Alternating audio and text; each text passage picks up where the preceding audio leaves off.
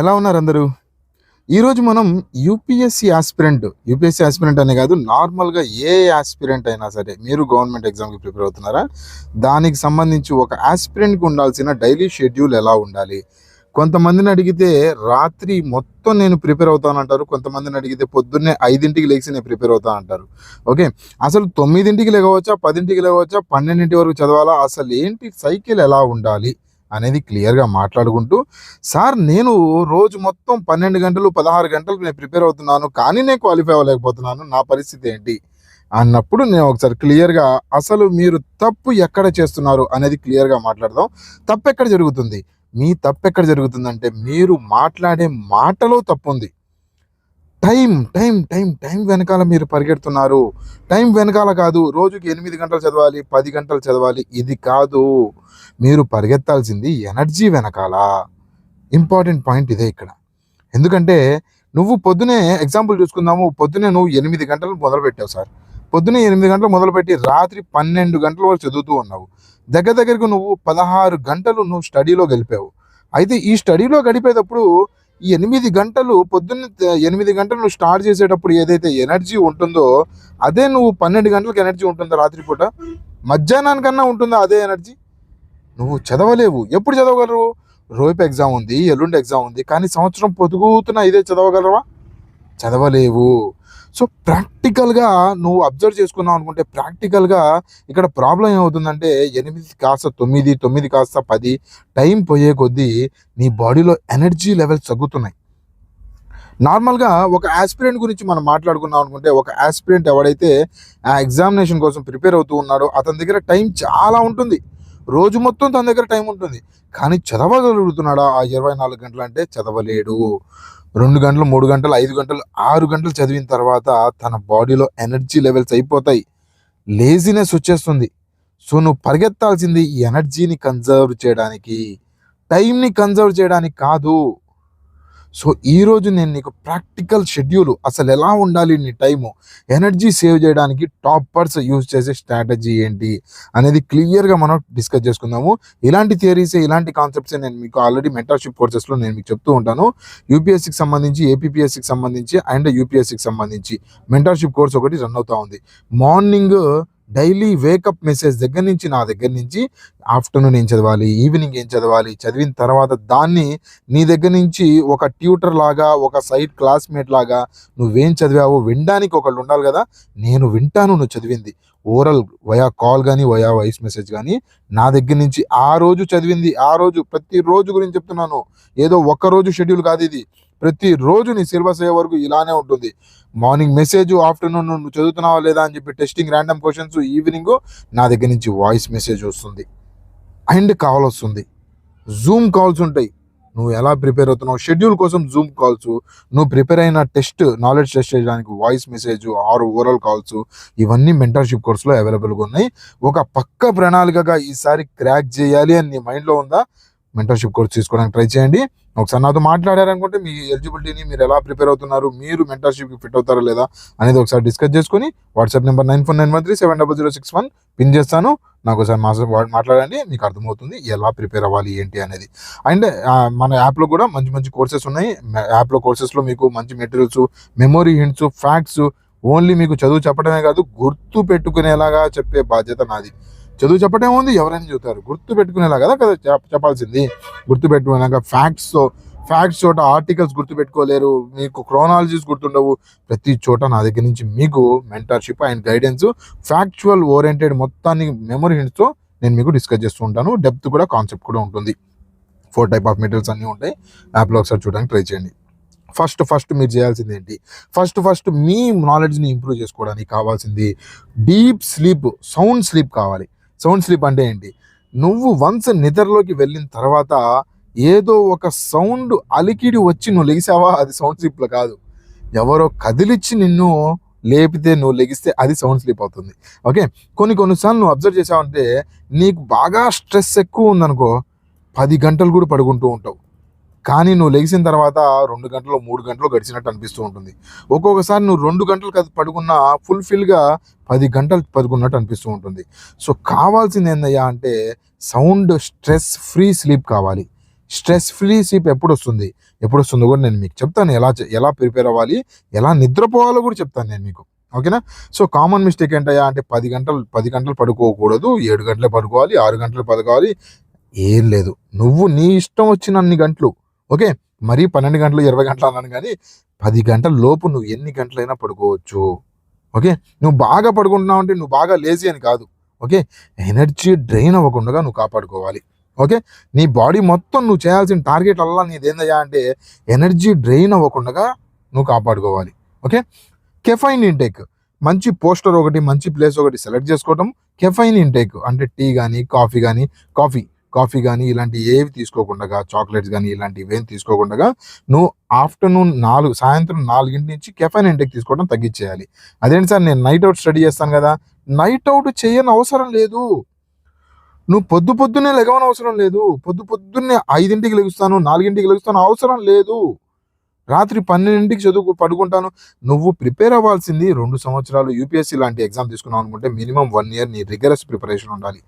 నువ్వు సంవత్సరం పొడుగుతున్నా, లేదంటే 2 సంవత్సరాలు పొడుగుతున్నా, నువ్వు పొద్దున్నే లెగుస్తాను, రాత్రి ఎప్పుడో పడుకుంటానంటే ఈ డైలీ సైకిల్ నీ హెల్త్ని డిస్టర్బ్ చేస్తుంది. ఇది కాదు ప్రాక్టికల్ సైకిల్. ఎగ్జామ్ ముందు 1 నెలన్నర ఉంది, అప్పుడు చదువుతా అంటే అదంతా ప్రాసెస్ ఓకే. కానీ ఇప్పుడు కాదు నువ్వు చేయాల్సింది. డైలీ షెడ్యూల్ నేను నీకు చెప్తుంది. ఓకే, ఈ హెర్బల్ టీస్ కానీ ఇలాంటివి తీసుకోవడానికి ట్రై చేయి ఆఫ్టర్ 4 PM. ఓకే, దాని తర్వాత నువ్వు టైం టేబుల్ ఫిక్స్ షెడ్యూల్ ఒకటి పెట్టుకో. మ్యాక్స్ టు మ్యాక్స్ 11ంటికి 10 లోపలే నువ్వు బెడ్ మీదకి వెళ్ళిపోవడానికి ట్రై చేయి. ఓకేనా? సో ఇది మనకి కెరాడియన్ రిథమ్ అంటారు దీన్ని.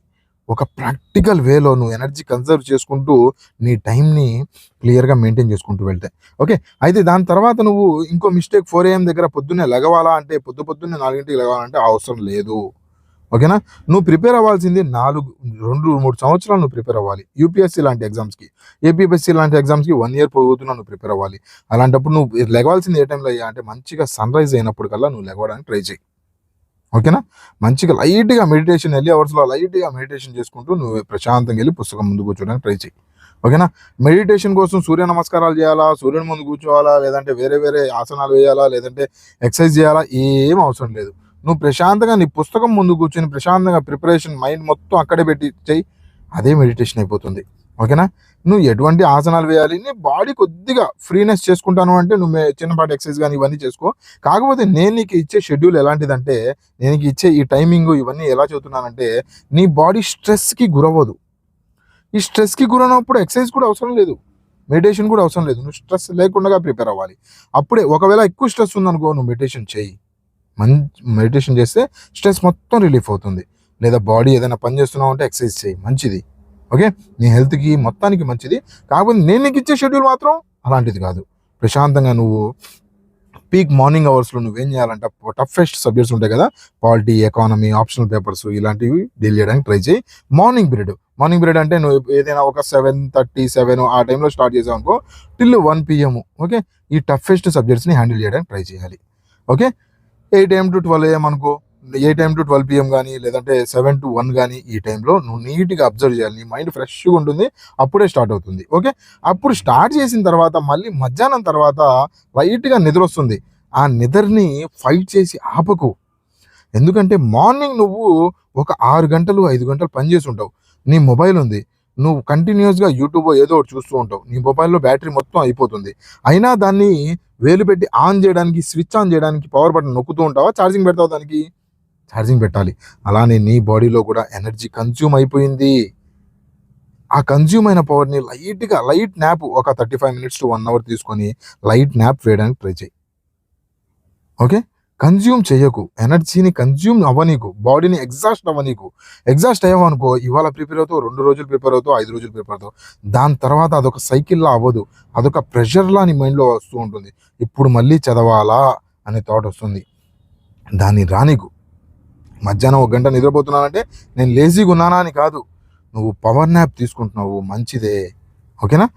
దాని తర్వాత మార్నింగ్ నుంచి బాగా కష్టపడి చదువుకున్నావు కదా, చదివిన తర్వాత నీ బాడీలో లోడ్ ఎక్కువైపోతుంది, నీ మైండ్లో. సో ఇంకా చదవటం ఆపు, ప్రాక్టీస్ స్టార్ట్ చేయి.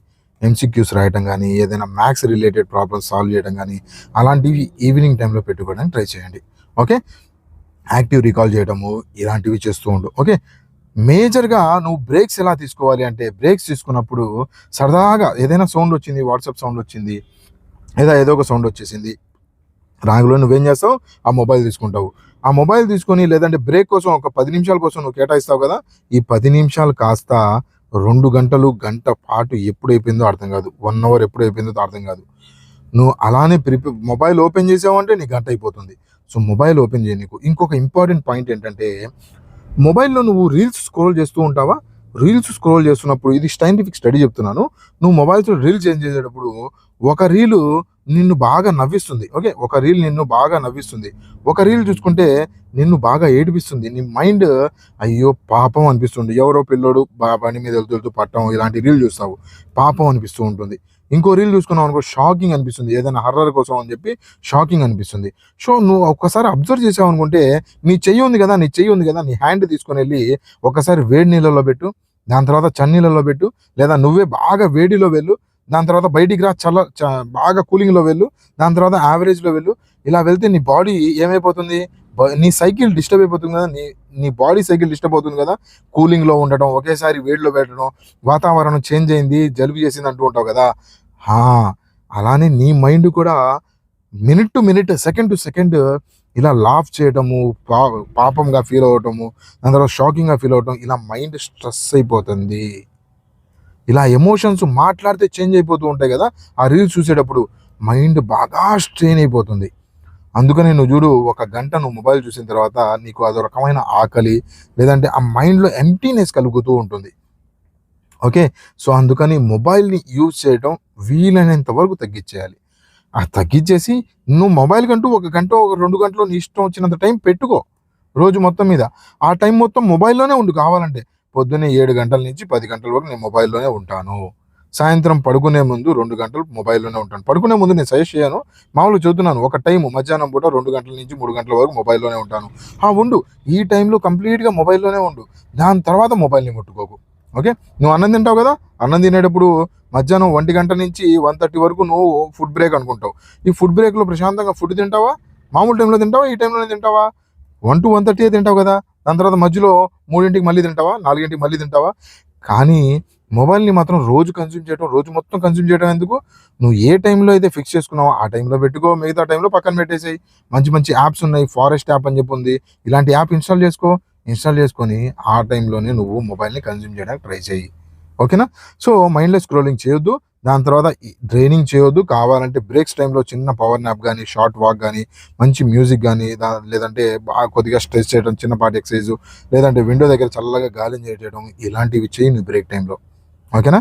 సో, ఎందుకంటే నువ్వు గంటలు 12 గంటలు, 16 గంటలు రోజుకి ప్రిపేర్ అవ్వట్లేదు. రోజుకి 7 గంటలు, 8 గంటలే నేను చెబుతుంది ప్రిపేర్ అవ్వమని. సో, అందుకని ఈ టైంలో ఎటువంటి డిస్ట్రాక్షన్స్ రాకుండగా నువ్వు ప్రిపేర్ అవ్వాలి. ఓకే. సో, ఓవరాల్ చూసుకున్నావనుకుంటే సూర్యుడితో పాటు నువ్వు లెగవడానికి ట్రై చెయి. 8-12 వరకు నువ్వు టఫెస్ట్ సబ్జెక్ట్ హ్యాండిల్ చేయాలి. లంచ్ అయిపోయిన తర్వాత చిన్న పవర్ న్యాప్ తీసుకో. పవర్ న్యాప్ తీసుకొని మంచి ఎనర్జీ ఫ్లో అయిపోయిన తర్వాత మళ్ళీ రీగెయిన్ అయిన తర్వాత ఈవినింగ్ లైట్‌గా ప్రాక్టీస్ చేయటము, డిన్నర్ రిలాక్స్ చేయటము, 10-12కి ప్రశాంతంగా మళ్ళీ డీప్ స్లీప్‌కెళ్ళిపోతాం. ఇది రిథమ్‌గా ఫాలో అయితే నువ్వు ఎక్కువ రోజులు ప్రిపేర్ అవ్వడానికి ఆస్కారం ఉంటుంది. ఓకేనా? సో, అది మైండ్‌లో పెట్టుకోవడానికి ట్రై చేయి. సో, దీనికి సంబంధించి యాప్‌లో లింక్స్ ఉన్నాయి. మంచి మంచి టెస్ట్ సిరీస్ ఇవన్నీ అవైలబుల్‌గా ఉన్నాయి. ఒకసారి చూడడానికి ట్రై చేయి. యాప్ లింక్ డిస్క్రిప్షన్‌లో ఇస్తాను. డౌన్‌లోడ్ చేసుకోవడానికి ట్రై చేసుకో. అండ్ నీకు ఎటువంటి ప్రాబ్లమ్స్ వచ్చినా కామెంట్ సెక్షన్‌లో ప్రతి కామెంట్ నేనే చదువుతాను. కామెంట్ సెక్షన్‌లో మెన్షన్ చేయడానికి ట్రై చేయి. నేను నీకు రిప్లై ఇస్తాను. అండ్ దీనికి సంబంధించి నెక్స్ట్ వీడియో ఏ టాపిక్‌లో కావాలో అనేది కామెంట్ సెక్షన్‌లో మెన్షన్ చేయడానికి ట్రై చేయండి.